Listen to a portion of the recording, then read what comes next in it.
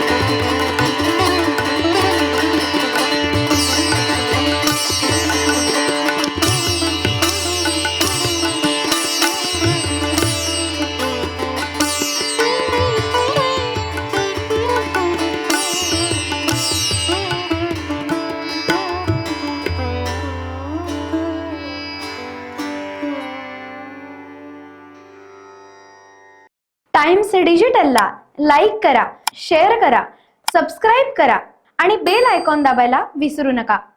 Times digital.